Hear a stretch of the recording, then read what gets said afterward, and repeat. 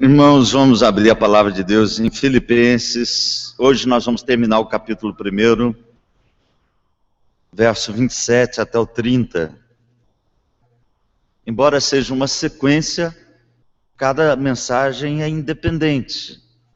A gente não pega o bonde andando, né? A gente entende, porque eu procuro fazer uma mensagem, embora ela tenha uma relação com o texto anterior, sem dúvida alguma. A gente vai falar um pouquinho sobre isso também. Filipenses 1, verso 27 até o 30. Esse texto pequeno é preciosíssimo.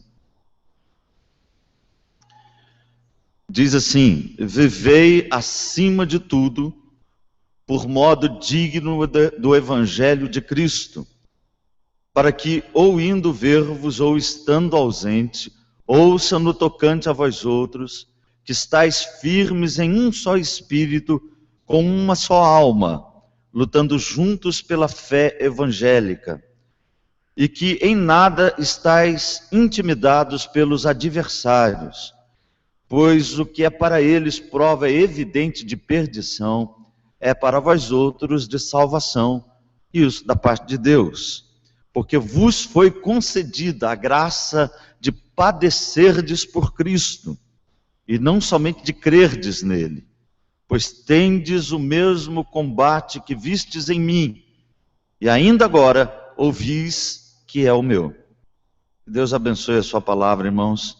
Vamos ouvir o coral mais uma vez, e logo em seguida vamos meditar nesse texto.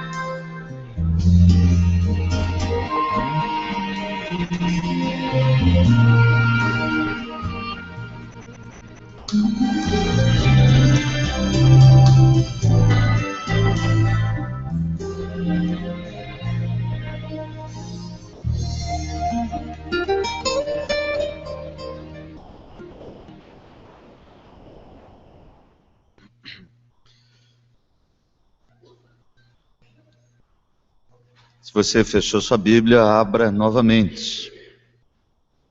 Filipenses 1, 27 até o 30. Ou você muda de nome, ou você muda de atitude. Essa é uma frase de Alexandre Magno, Alexandre o Grande. Ele disse isso para um soldado desertor que foi levado à sua presença. E quando trouxeram o soldado, ele perguntou para o soldado: qual é o seu nome, meu jovem? Ele disse: Alexandre é o meu nome. E aí o imperador disse: ou você muda de atitude, ou você muda de nome. Alexandre era filho de Filipe, da Macedônia.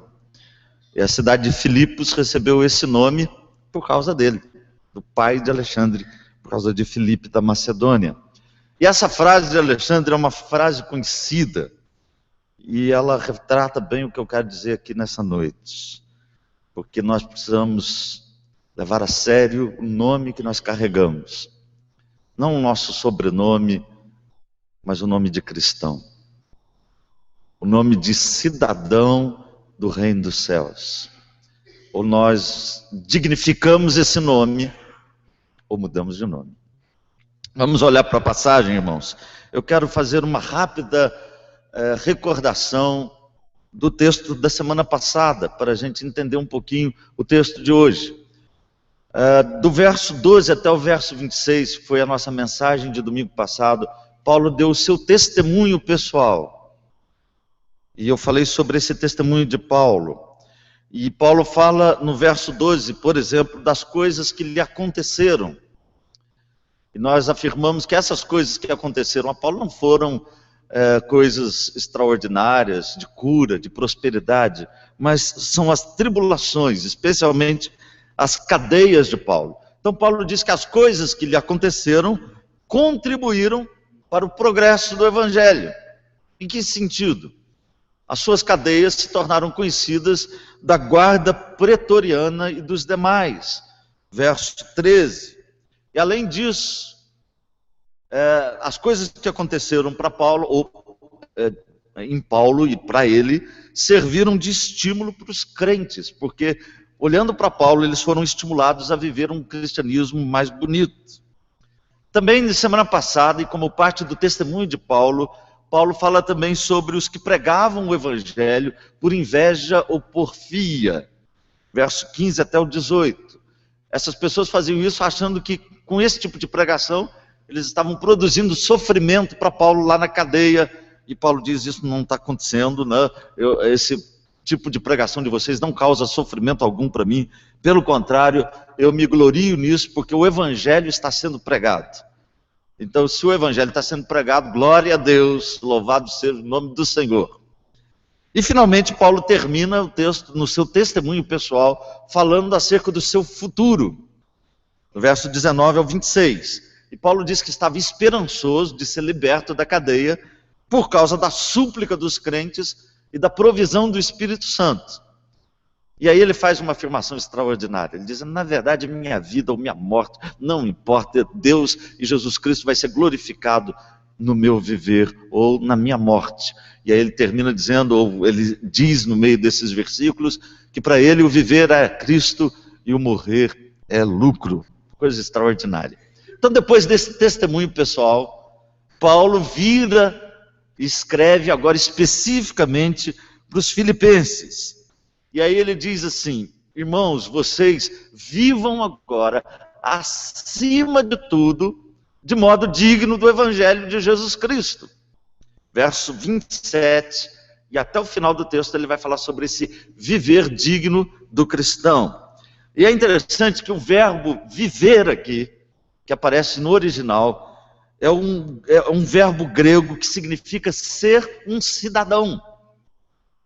Paulo está falando mais do que um viver, ele está falando de uma cidadania. E é interessante isso, porque a ideia aqui é de exercer a nossa cidadania cristã.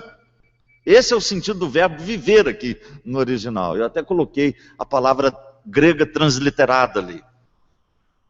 E aí Paulo começa, diante desse argumento, a desenvolver o assunto, ou seja, como ser um cidadão do reino de Deus, como ser um cidadão cristão nesse mundo de contradições, de perseguições, de dificuldades. Como ser um cidadão celestial, um cidadão exercendo a cidadania cristã.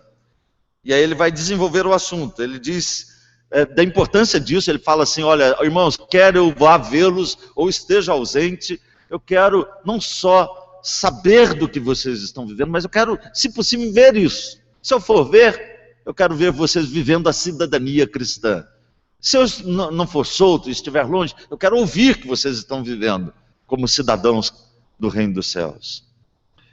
Então, na verdade, o que Paulo está dizendo aqui, não importa se eu esteja presente ou ausente, o importante é que vocês estejam firmes, quer na minha presença, quer na minha ausência. Verso 27, a segunda parte, ele fala sobre isso. E aí ele usa uma expressão interessante, ele diz, firmes em um só espírito, como uma só alma. Paulo não está falando aqui que nós somos corpo, alma e espírito. Ele não está defendendo isso aqui nesse texto. A ideia aqui é de unidade, é de propósito. Ou seja, nós temos de ter um só propósito, ter um só sentimento. E aí ele diz que nós devemos ser firmes em um só espírito, como uma só alma, lutando juntos pela fé evangélica. E fé aqui, ela tem um sentido objetivo. Fé aqui é não a confiança, né, que cada um tem individualmente em Jesus Cristo, mas fé objetiva significa o evangelho, a doutrina, um corpo de doutrina, a verdade bíblica. E aí ele diz, sem intimidação, verso 28. E ele diz algo interessante no verso 28, ele diz que aquilo que é a perseguição que muitos envolvem em relação aos cristãos, essa perseguição, ela é sinal evidente de que esses que perseguem serão destruídos.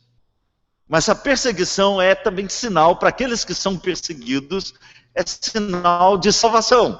Ou seja, quem persegue os crentes, na verdade está mostrando que está perdido. E o crente perseguido está mostrando que na verdade é salvo.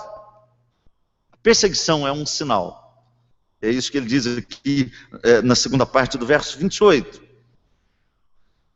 Veja bem, não é o sofrimento que salva, mas é a graça de Deus em Cristo Jesus que salva. Por isso que ele deixa bem claro no final do verso 28, que é em Deus que nós somos salvos.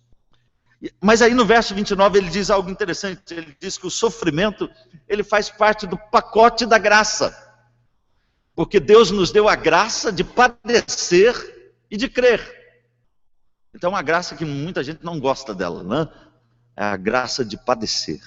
Mas faz parte do pacote da vida cristã. E aí finalmente Paulo dá o seu exemplo, que é interessante, ele começa com o exemplo dele, termina com o exemplo dele, e ele diz, olha, que quando vocês padecerem, vocês estão se identificando comigo, porque esse é o meu combate, vocês viram isso, e vocês estão ouvindo que esse é o meu combate. Talvez Paulo está trazendo à memória o que ele passou lá em Filipos, mas Paulo está lembrando de todos os seus sofrimentos por toda a sua vida. E aí o texto termina dessa forma, de forma extraordinária. Um texto, como eu disse, pequeno, mas riquíssimo. Riquíssimo. Eu confesso para os irmãos que eu fiquei maravilhado com essa passagem essa semana. E eu quero aproveitar o que Paulo diz aqui de forma simples, mas profunda, para falar sobre a nossa cidadania cristã. E o tema é esse, exercendo a nossa cidadania cristã. Esse é o sentido do verbo viver aqui. Viver aqui é exercer a cidadania cristã. Qual que é o objetivo da mensagem, irmãos? Primeiro, mostrar a importância de vivermos de modo digno da vocação que Deus nos deu, da cidadania que nós temos em Cristo Jesus. E em segundo lugar, é produzir uma atitude não de acovardamento diante dos reveses, mas de coragem e intrepidez. Então, exercendo a nossa cidadania cristã, Paulo fala que nós exercemos a nossa cidadania cristã de 3 formas, aqui nesse texto. Em primeiro lugar, vivendo de modo digno do Evangelho. Essa é a primeira expressão aqui do verso 27. Vivei, acima de tudo, por modo digno do Evangelho de Cristo. Que coisa importante isso daqui. A gente viver de forma digna do Evangelho. Você já pensou na importância do Evangelho? No valor do Evangelho de Jesus Cristo? Nas riquezas imensuráveis desse Evangelho? Você já pensou do que significa ser salvo pela graça mediante a fé? Que Jesus trocou a sua glória lá no céu, se encarnou, morreu na cruz, pagou o preço do seu pecado? Você já imaginou que todos os anjos lá dos céus, eles até anelavam perscrutar essas grandezas de Deus, sem entender totalmente? E Deus achou por bem fazer isso de forma graciosa no seu coração, na minha vida, na vida de todos nós. Então, Paulo diz, vivam à altura desse Evangelho. Vivam como cidadãos honrando esse Evangelho na vida de vocês. E eu quero argumentar esse viver aqui de modo digno, usando algumas expressões importantes. Em primeiro lugar, falar de forma negativa. O que significa isso? Então, viver de modo digno do Evangelho significa viver sem rixas e intrigas internas na igreja. Esse é o grande argumento da carta de Paulo aos Filipenses. Se nós queremos honrar esse Evangelho de Jesus Cristo, nós precisamos viver de tal forma que não haja entre nós, crentes em Cristo Jesus, nenhuma rixa e nenhuma intriga interna. Porque se nós fizermos isso, nós estamos desonrando o Evangelho. Essa é uma das grandes preocupações dessa carta, irmãos. Se você ler, você vai observar isso. Segundo aspecto negativo que eu uso aqui é que viver de forma digna do Evangelho, de forma negativa, é viver uma vida sem um discurso divorciado do comportamento. Ou seja, eu não posso falar algo e não viver aquilo que eu falo. Eu não posso dizer que sou crente e não me comportar como crente. Eu não posso dizer que sou evangélico e viver uma vida evangélica que envergonha o Evangelho. E aí eu faço uma pergunta: o que o não crente diz sobre o seu Evangelho? Aquele que você vive, na sua casa, o que a sua família, o que o seu colega de trabalho, o que as pessoas que convivem com você falam do Evangelho que você vive? Então, viver à altura do Evangelho é não divorciar o que você diz ser daquilo que você demonstra ser. Segundo lugar, de forma positiva. E eu quero usar aqui um argumento de um comentarista bíblico, e ele fala que viver de forma digna do Evangelho é, em primeiro lugar, ter ações concretas e postura coerente. É a contramão daquilo que eu disse antes, né?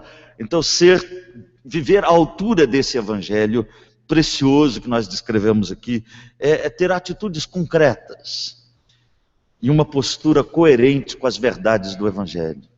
Dizem que certa vez Gandhi, se referindo aos cristãos ingleses, ele disse assim: eu aceito o vosso Cristo, mas não aceito o vosso cristianismo. Porque o cristianismo que ele via nos cristãos que se diziam seguidores de Cristo não o inspirava a ser cristão. Ele aceitava o que Cristo ensinava e dizia. Eu não concordo com muita coisa de Gandhi, não acho também que ele é um herói, às vezes, que nem sempre corresponde àquilo que ele dizia. Dizem que ele era um péssimo pai. Mas isso é verdade, irmãos. Às vezes as nossas atitudes não são coerentes com o nosso Evangelho. Nós amamos a Deus e falamos e louvamos a Deus aqui na igreja e falamos que somos crentes, mas às vezes não vivemos esse cristianismo dentro da nossa casa, por exemplo, no nosso trabalho, por exemplo. Segundo lugar, viver de forma digna do Evangelho é viver com atitudes de gratidão. Eu tenho a impressão, irmãos, que a ingratidão é a essência do pecado. Não sei se você já pensou nisso. Que a ingratidão é a essência do pecado. Eu quero dizer, não, pastor, a essência do pecado é a desobediência. Eu concordo, né? Mas eu quero pensar lá no fundo, né? Por que as pessoas às vezes pecam? Porque de alguma forma elas estão se rebelando, elas não estão sendo gratas a Deus. E aí elas querem mudar de casamento porque elas não são gratas a Deus com aquele marido ou esposa que Deus deu. Querem mudar de sexo porque não são gratas para aquilo que Deus as fez. Querem mudar de vida e romper com tudo porque lá no fundo há uma ingratidão. Há uma ingratidão. E por outro lado, eu creio que a gratidão é a essência da vida cristã. Paulo diz, em tudo dai graças, porque esta é a vontade de Deus para convosco em Cristo Jesus. A Bíblia diz, sede agradecidos. J.I. Packer, um teólogo do início do século XX, ele diz que a ética do cristão é a gratidão. Então viver de modo digno do Evangelho é viver uma vida de gratidão, sem reclamação, sem murmuração. Afinal de contas, Deus tem nos dado todas as coisas. Em terceiro lugar, viver de forma digna do Evangelho é viver com gestos que promovam o Evangelho. A nossa vida deve promover, como Paulo aqui, seja a tribulação, seja a perseguição, nós devemos promover o Evangelho de Jesus Cristo. Exercendo a nossa cidadania cristã, sem rixas, intrigas, sem incoerência do viver com discurso, mas vivendo com atitudes concretas, vivendo uma vida de gratidão e promovendo o Evangelho. E aí Paulo, ele conclui essa parte dizendo, para que, ou indo ver-vos, ou estando ausente, ouça. Eu quero ter boas notícias de vocês, ao vivo ou distante. E aí aquilo que eu disse na introdução da nossa mensagem, estar presente ou ausente era irrelevante para Paulo. O importante era que eles continuassem vivendo como verdadeiros cidadãos dos céus. Como é bom a gente ter notícia que tem gente vivendo uma vida digna. Não é verdade, irmãos? Como isso é bom? Como é bom a gente saber que um filho, uma filha, um parente, um crente, uma igreja, está vivendo de forma coerente. Mas como é triste quando a gente ouve também pessoas que falam assim, né? Os crentes hoje, tudo é a mesma coisa. Uma vez eu ainda era bem jovem, naquele entusiasmo de conversão recente, fui levar um folheto para uma pessoa que estava sentada na praça, ali num banco da praça, e eu distribuindo o folheto, entreguei o folheto para a pessoa pegou o folheto, virou do outro lado, viu a foto da igreja e disse para mim, aquela igreja lá? Eu falei assim, é sim, com todo entusiasmo, né? Eu disse, naquela igreja eu não vou, não piso e não entro, nem passo perto, porque tem fulano e fulano e fulano que são muito piores que eu. Isso é, desculpa, esfarrapada. Sabe? Mas eu fiquei com vergonha. Ninguém tem desculpa para falar isso, porque nós não somos perfeitos. Mas nós precisamos dar testemunho. A nossa vida precisa ser coerente com o Evangelho, com o Evangelho de Jesus Cristo. Segundo lugar, exercendo a nossa cidadania cristã, lutando juntos pela fé. Eu gosto dessa expressão aqui, que Paulo usa ainda no verso 27, no final, quando ele fala sobre essa grande verdade. E aí ele vai usar algumas expressões fantásticas. A cidade de Filipos era uma colônia romana, onde muitos soldados aposentados moravam. Então Paulo usa uma linguagem militar, uma linguagem que eles entendiam muito bem ali em Filipos. E aí ele diz, em primeiro lugar, para lutar juntos, vocês precisam permanecer firmes. Verso 27. E como eu disse, a expressão aqui ela tem uma conotação militar. Ou seja, não recuem, fiquem nos seus postos, não retrocedam. Nós estamos numa batalha. Paulo usa essa mesma palavra ao se referir à firmeza do crente diante das investidas de Satanás, lá em Efésios 6, 11 e 13. Então lá Paulo está dizendo, olha, Satanás vai armar ciladas, ele vai atacar, mas fiquem firmes. Usem a armadura para vocês ficarem firmes. É essa palavra que Paulo está usando lá e ele usa aqui. Permaneçam firmes, não vacilem, não recuem. O inimigo está atacando, mas mantenham o posto. Em outras palavras, nós não podemos retroceder. Jesus diz que aquele que põe a mão no arado e olha para trás não é apto para o reino de Deus. O escritor de Hebreus, lá em Hebreus 10, 39, ele diz, nós não somos daqueles que retrocedem. O crente não pode retroceder. Ele tem de ficar firme no seu posto. E aí ele usa uma outra expressão interessante. Em um só espírito, como uma só alma. Calvino comenta essa frase de forma interessante. Ele diz que um só espírito aqui significa do mesmo ponto de vista. E uma só alma significa unidos de coração. Então a ideia é que espírito denota entendimento, enquanto alma denota vontade. Em outras palavras, Paulo está dizendo aqui, estejam unidos, estejam juntos. O esforço de vocês deve ser comum. Em outras palavras, a igreja precisa estar unida, precisa se unir, porque a nossa luta não é contra carne e sangue, mas é uma luta contra principados e potestades.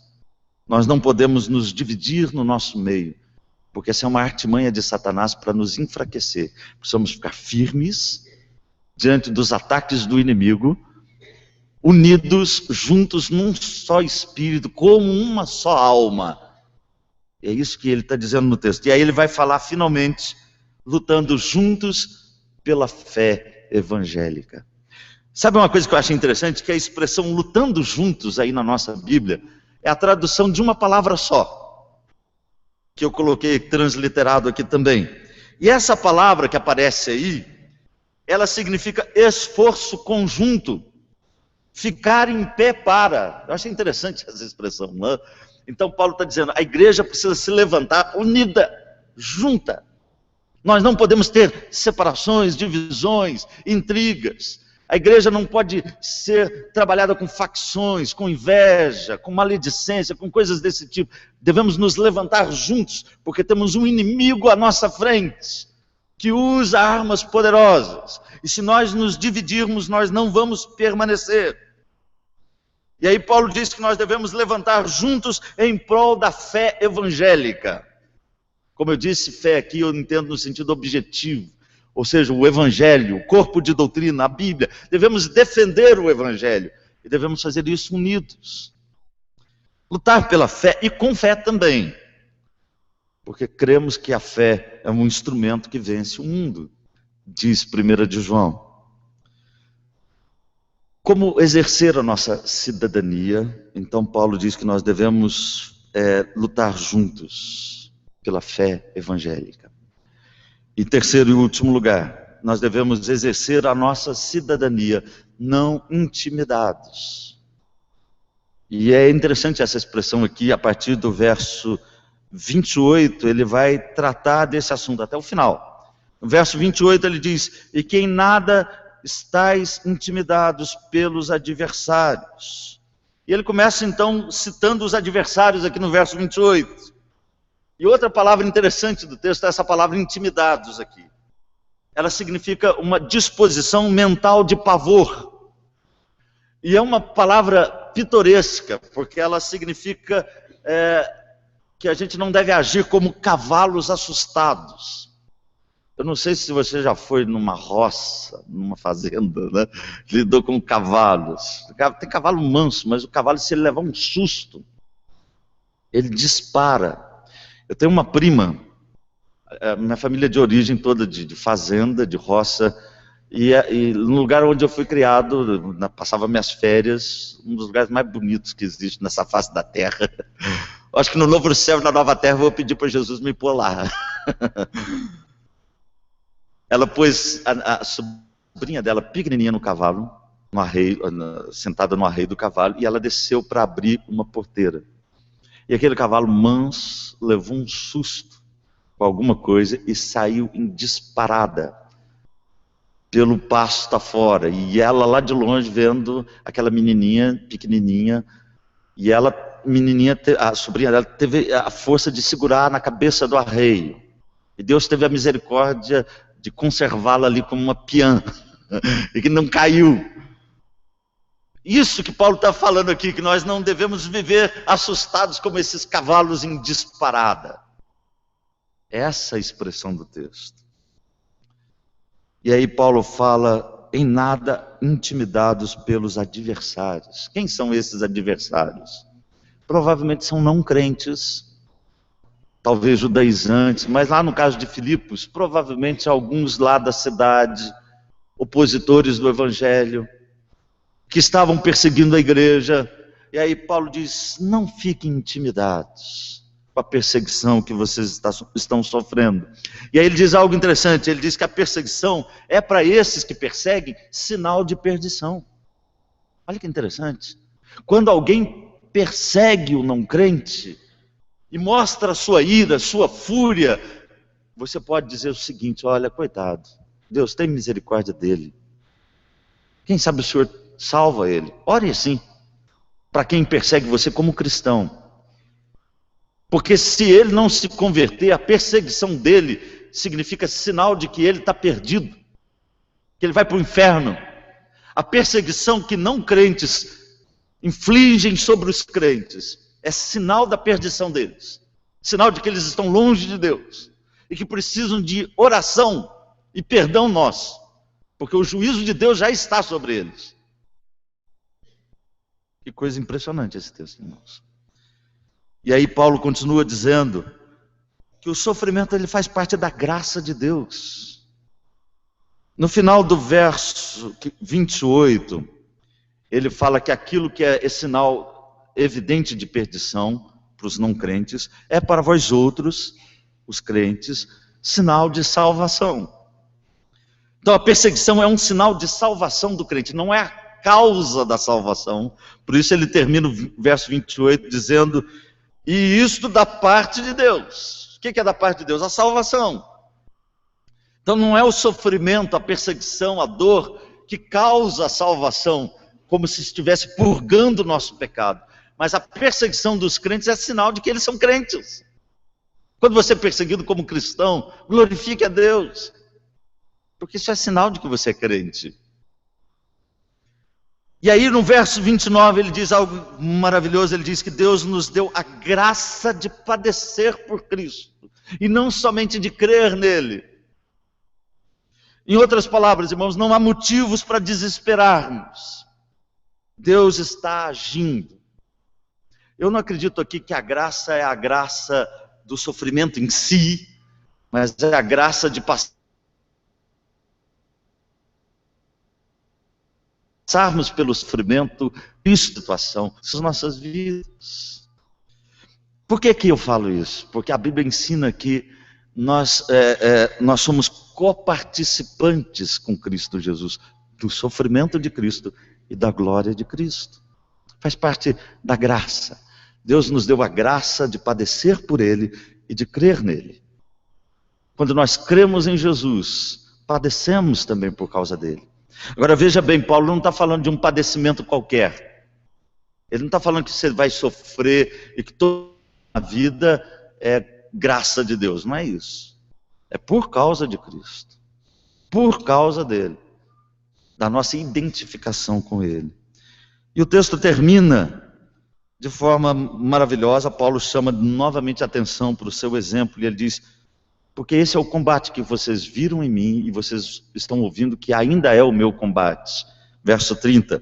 Pois tendes visto o mesmo combate que vistes em mim e que ainda é.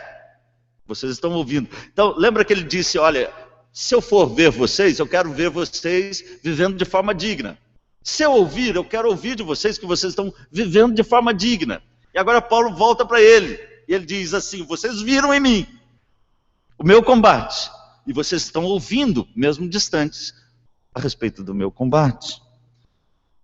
Talvez a palavra combate aqui, ainda que ela seja usada para Olimpíadas, jogos, ela tem a conotação militar também, combate de luta, de guerra. O combate de Paulo era a marca do seu ministério. Paulo diz: vocês viram isso quando eu estive aí com vocês? Vocês estão ouvindo que esse é o meu combate. E quando Paulo está terminando, já quase indo para o céu, ele diz: combati o bom combate. Completei a carreira, guardei a fé. O combate de Paulo, irmãos, era então um estímulo para o não acovardamento dos crentes de Filipos. E para o nosso também.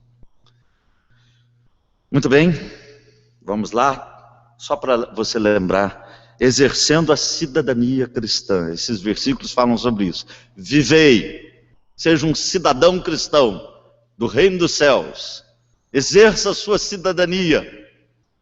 De que forma? De modo digno do evangelho. Em primeiro lugar, lutando juntos pela fé evangélica. Em segundo lugar, e não intimidados pelos adversários. Em terceiro lugar, de forma simples, graves, seja um cidadão do céu. E eu quero terminar com 3 aplicações, irmãos. A primeira delas, viva como um verdadeiro crente, como um verdadeiro cristão. Nós vivemos numa sociedade não cristã, de valores distorcidos. Seja um crente verdadeiro. Viva à altura do evangelho. Em segundo lugar, sejamos todos nós unidos, um só propósito, para promovermos juntos a fé evangélica. Porque o inimigo ataca sem parar, como diz um hino do nosso cenário. Ataca sem parar. Então vamos nos levantar juntos, irmãos. Nós temos um inimigo comum, que é o nosso adversário, que usa valores da sociedade para atacar os valores do evangelho. Vamos levantar juntos em prol da fé evangélica. Em terceiro e último lugar, que não sejamos intimidados pelos adversários, pois recebemos a graça de padecer por Cristo e também de crer nele. Isso é uma graça que Deus te deu. É um privilégio. Por causa de Jesus, você ser perseguido. E quando você é perseguido por causa de Jesus, a graça dele vai te acompanhar. Que Deus nos abençoe. Amém? Vamos viver assim, dignamente, à altura desse evangelho. Vamos ficar em pé, irmãos. Vamos encerrar o nosso culto com oração.